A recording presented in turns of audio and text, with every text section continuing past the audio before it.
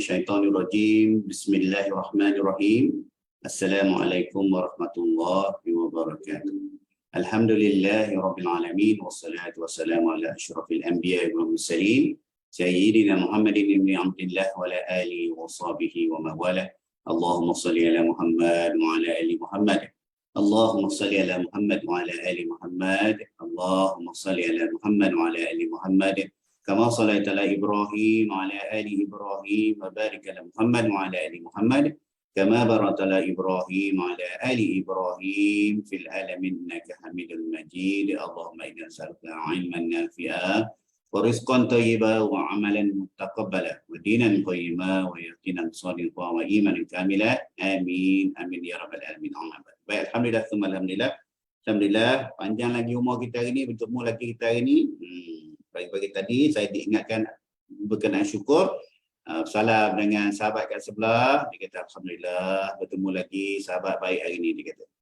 Alhamdulillah, orang abang-abang yang alim-alim ni begitulah, lafaz syukur itu. Ingatkan kita sambil-sambil ni lafaz syukur dia ingatkan kita. Begitu. Macam itulah kita ni pun kena berhemahlah dari cara kita nak mengingatkan sesama kita. Kita ni selagi mana kita berkasih-kasih semata-mata kenal Allah, insya-Allah ganjaran itu besar. Antaranya ialah insya-Allah mendapat naungan arash besok, insya-Allah. Kita ni sentiasa kena berkasih-kasih kerana Allah. Begitulah, sebagaimana apa-apa cari kerana Allah, insya-Allah tertiblah kita, selamatlah kita, baiklah perbuatannya, insya-Allah. Hari ini kita sambung lagi. Semalam kita dimulakan dengan peringatan bahawa harta benda dan anak pinak adalah hiasan dunia, semata-mata hiasan dunia, tetapi wal baqiyatus solihat tu, dan segala yang kekal dan amal soleh. Itu yang pentingnya. Khairun 'inda rabbika thawaban wa khairun amala.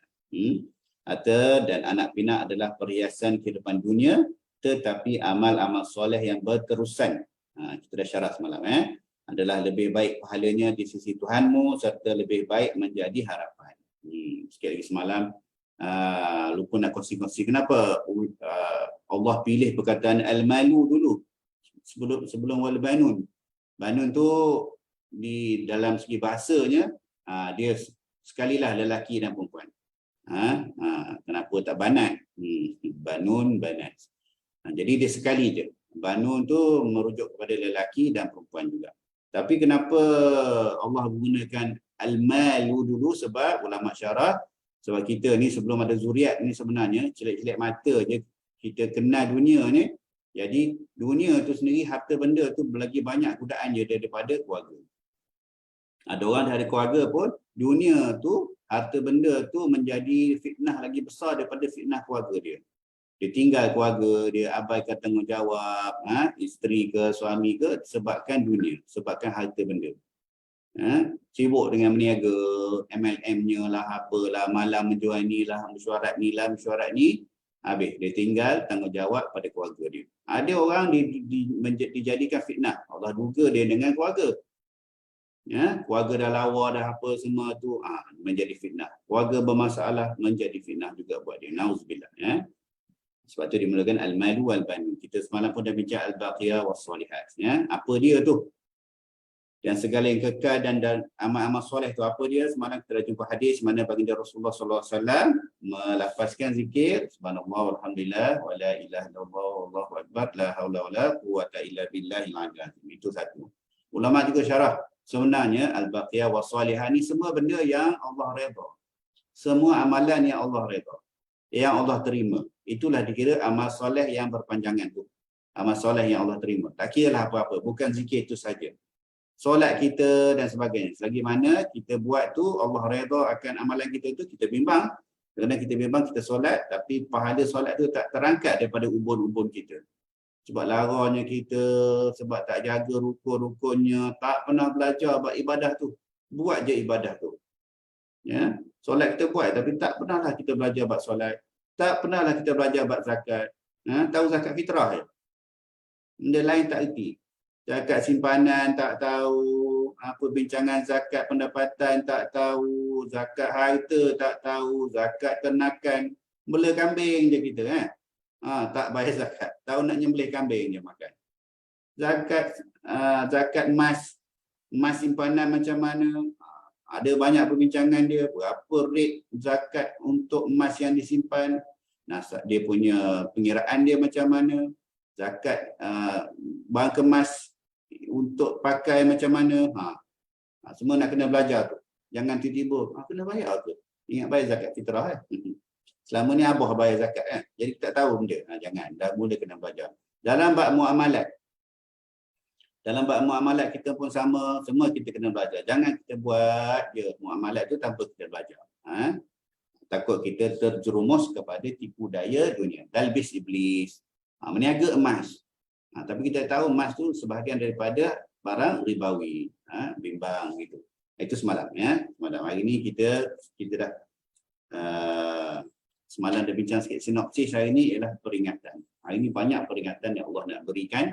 Hari ni dah ada mukadimah sikit cerita Nabi Musa alaihissalam, kalamullah dengan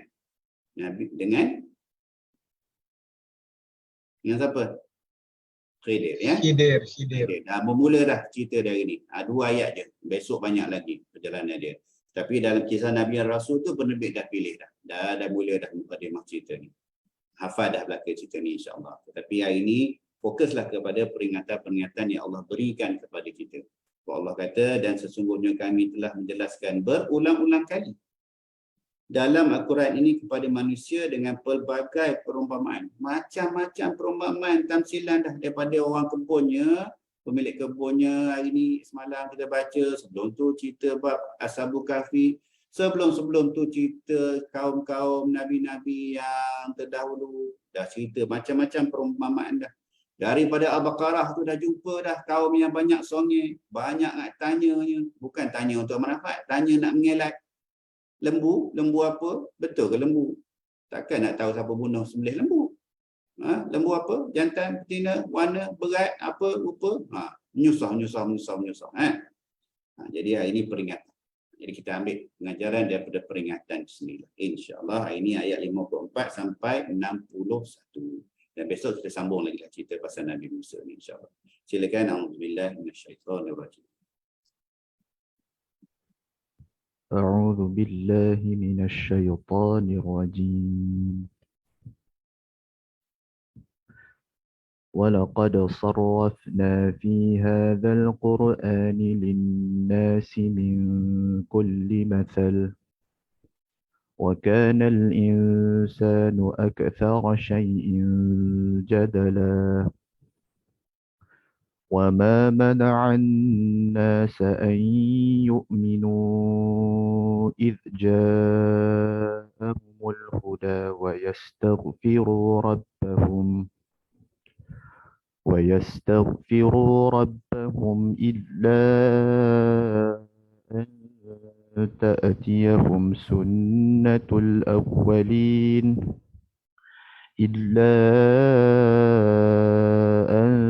تأتيهم سنة الأولين أو يأتيهم العذاب قبلا وما نرسل المرسلين إلا مبشرين ومنذرين ويجادل الذين كفروا بالباطل ليدحضوا به الحق واتخذوا آياتي وما أنذروا هزوا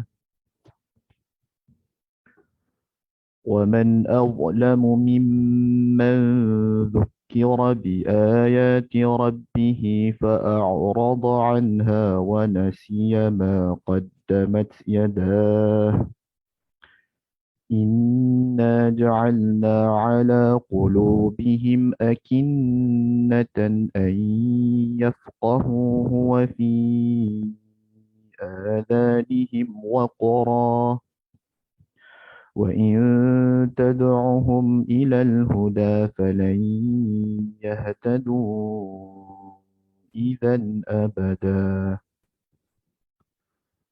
وربك الغفور ذو الرحمة لو يؤاخذهم بما كسبوا لعجل لهم العذاب بل لهم موعد لن يجدوا من دونه موئلا وتلك القرى أهلكناهم لما ظلموا وجعلنا لمهلكهم موعدا وإذ قال موسى لفتاه لا أبرح حتى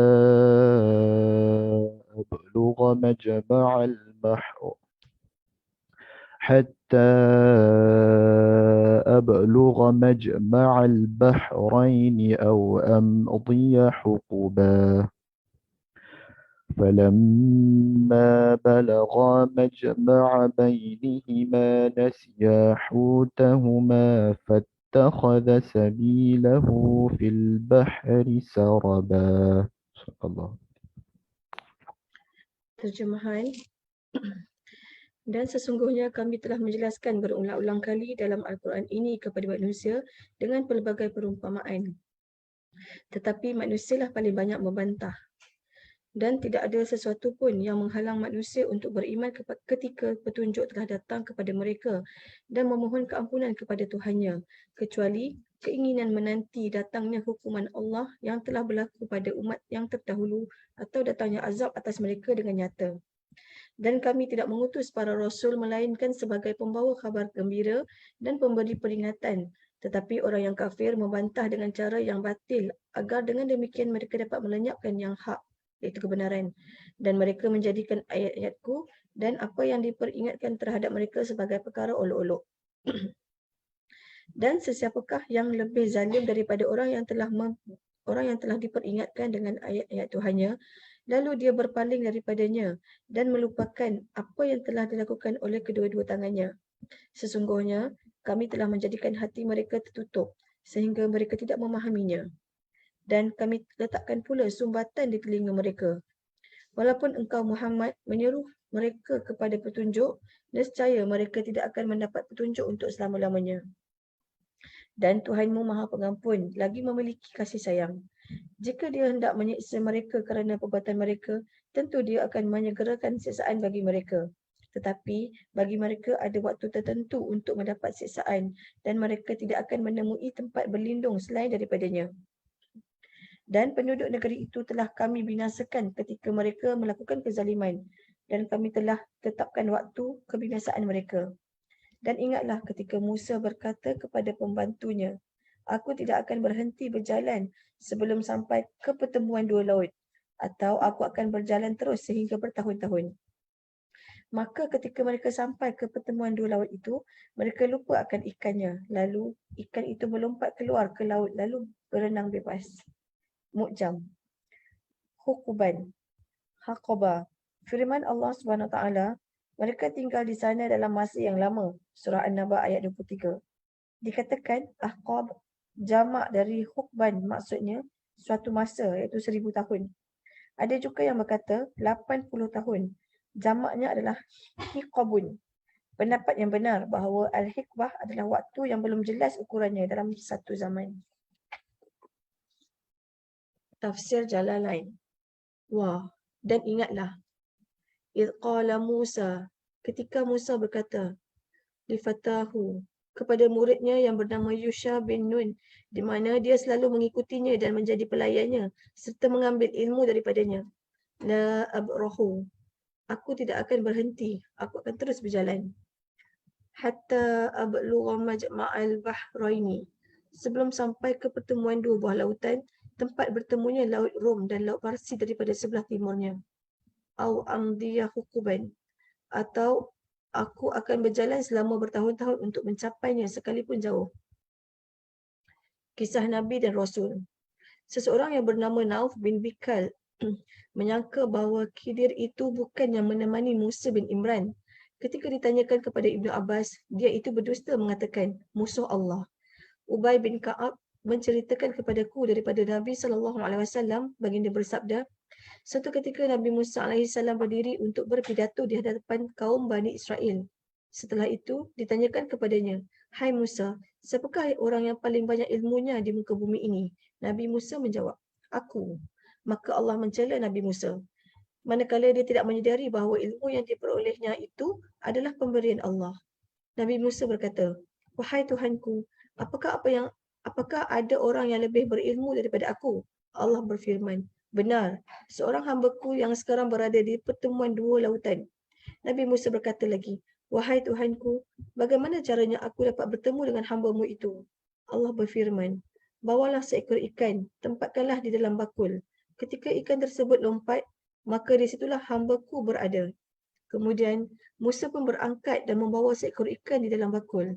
Lalu Nabi Musa berkata kepada pembantunya, "Apabila ikan ini hilang, beritahu aku." Kemudian kedua-duanya berjalan menyusuri pantai hingga ketika kedua-duanya sampai di sebuah batu besar. Ternyata di situ terdapat ma'ul hayat, air kehidupan. Sesiapa yang meminumnya akan dikekalkan dan tidaklah sesuatu yang sudah mati menghampirinya kecuali akan hidup jika minum atau terkena air itu.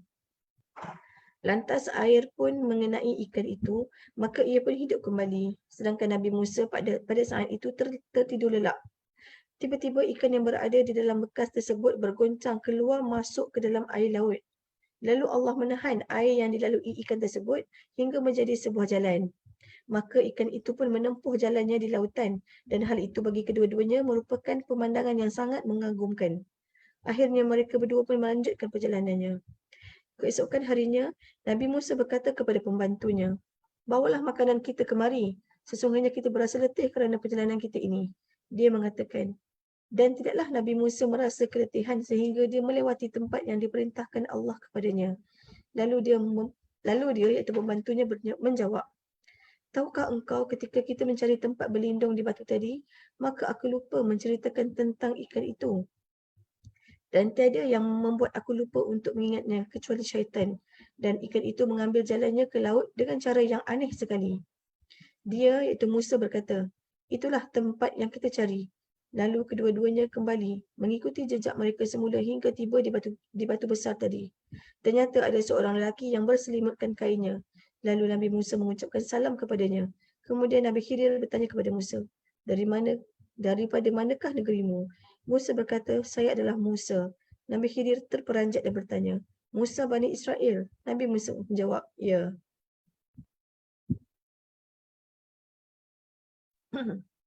Riyadhus Salihin. Daripada Abu Musa radhiyallahu anhu, dia menceritakan bahawa dia beritahukan kepada Nabi sallallahu alaihi wasallam ada seseorang yang mencintai suatu kaum. Namun dia sendiri belum pernah berjumpa dengan kaum tersebut. Baginda bersabda, "Seseorang akan bersama dengan orang yang dicintainya." Hadis riwayat Bukhari Muslim. Hadis di atas memberikan beberapa pengertian antaranya. Yang pertama, hendaklah seseorang memilih teman dan saudara daripada kalangan orang yang soleh dan bertakwa supaya mereka dapat berkumpul bersama-sama di akhirat. Dan ini merupakan keutamaan persahabatan yang terpilih. Yang kedua, sepatutnya bagi seseorang untuk menjauhi persahabatan dengan orang yang buruk akhlaknya, lagi fasik, supaya mereka tidak berkumpul bersama-sama di akhirat kerana persahabatan cenderung memberikan pengaruh. Hadis Nabawi. Daripada Masruq radhiyallahu anhu, dia berkata, ketika aku menemui Abdullah bin Mas'ud, ia berkata, "Wahai manusia, sesiapa mengetahui sesuatu, hendaklah dia mengatakan apa yang diketahuinya. Dan sesiapa tidak mengetahuinya, maka hendaklah dia mengatakan Allah yang maha mengetahui. Kerana termasuk daripada ilmu ketika ia tidak mengetahuinya, ia mengatakan bahawa Allah maha mengetahui." Allah Subhanahu Wa Taala berfirman kepada Nabi-Nya sallallahu alaihi wasallam, Katakanlah hai Muhammad, aku tidak meminta upah sedikit pun padamu atas dakwahku dan bukanlah aku termasuk orang-orang yang mengada-adakan." Surah Sad ayat 86. Nasihat dan pengajaran. Musa AS adalah seorang Nabi yang diajak berbincang oleh Allah secara langsung. Namun demikian, dia diperintah untuk belajar kepada Khidir AS. Ini menunjukkan bahawa kerendahan hati lebih baik daripada takbur.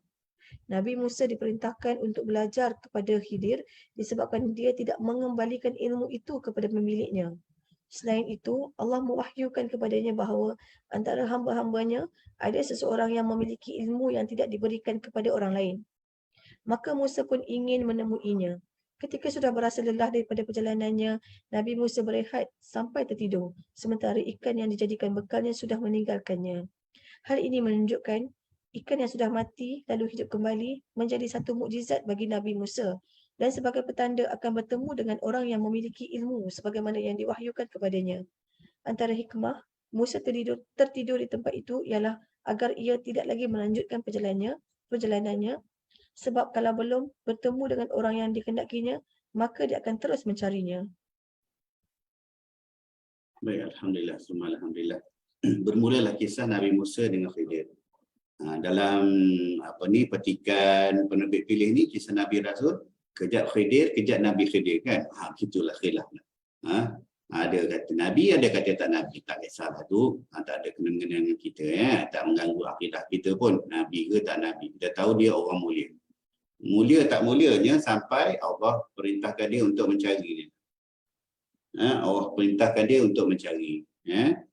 Nanti kita baca lagi. Kisah Nabi Musa, perjalanan Musa dan Khidir, bagaimana Allah nak macam mana nak mengajar seorang Nabi besar, kalamullah, boleh bicara terus dengan Allah. Macam-macam dugaan, macam-macam mukjizat besar yang Nabi Musa lalu.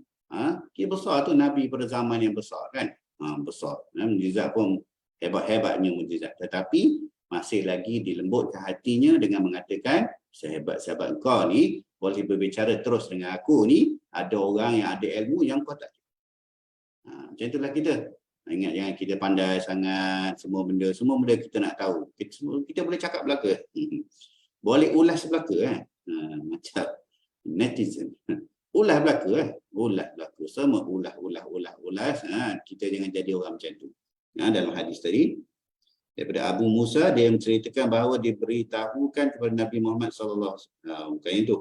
Daripada Masruq radhiyallahu anhu, ketika aku menemui Abdullah bin Mas'ud, dia berkata, wahai manusia, siapa yang mengetahui sesuatu, hendaklah dia mengatakan apa yang diketahuinya. Dan siapa yang tidak mengetahuinya, maka hendaklah dia mengatakan wallahu a'lam. Kerana termasuk daripada ilmu ketika ia tidak mengetahuinya, ia mengatakan bahawa Allah Maha mengetahui. Kena berasa rendah diri tu. Rendah diri. Tak kira lah CEO ke, semua tahu, semua pandai lagi pada anak buah. Tak. Sehebat-hebat Nabi Musa, dia mencari lagi Khidir ataupun Nabi Khidir untuk ilmu-ilmu tertentu. Nanti kita pun jumpa. Tak dapat dia.